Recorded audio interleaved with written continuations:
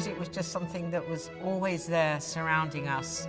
It was like the narrative which we existed by. I always had a passion, so it was just something I had, and then kind of later I realized, wow, this is something that I want to do. It's always been in my life, and along the way I started joining choirs when I was little, and it just kind of started consuming more and more of my time, and now I'm here and I love it.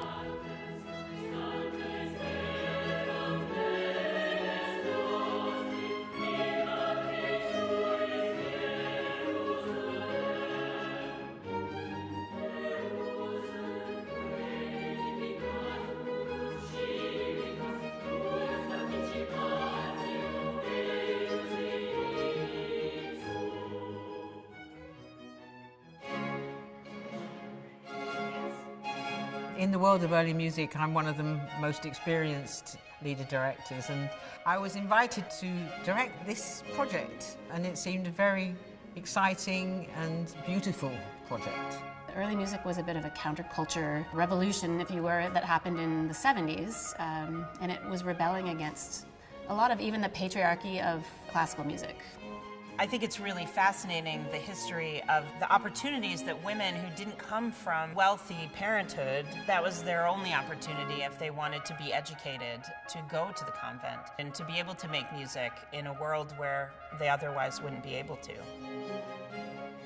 I think that women in general have a sense, like a strong sense of teamwork and community that is really vital to creating a group sound in a choir and an orchestra. There's a lot of artistry there, there's a lot of talent, and there's an awful lot of hard work represented.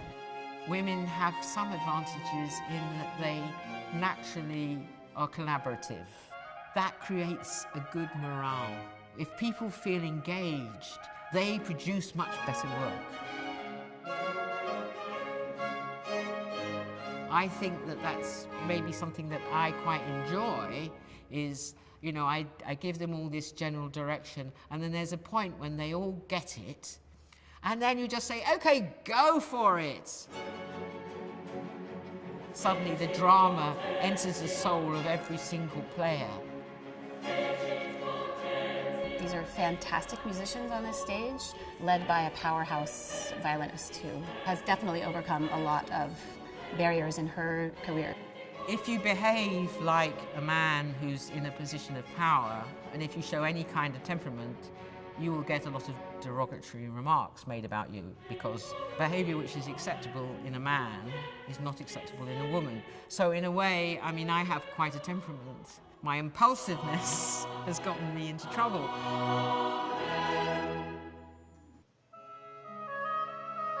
We want to believe, for lots of good reasons, that it's a meritocracy. That if you have the talent and you've worked hard and you perform at the highest level that you can, then that will be recognized. You may not realize, but almost no women play the trumpet professionally. It's challenging to some people, even in, if you can believe it, the year 2017, to have a woman playing an instrument that is seen as a typical representation of power. And when you ask what are the challenges, it's like, how much time do you have?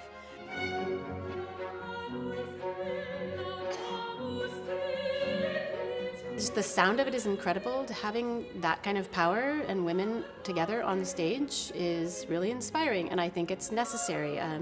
At some point in the world, it will be great if we are not looking at gender at all. That is a big goal. I don't want gender to be the main event of why this is special. I think it's special because we have amazing musicians playing wonderful music and doing it really well, and we happen to all be women. There are going to be new leaders. There are going to have to be new leaders, and a lot of them are going to be women.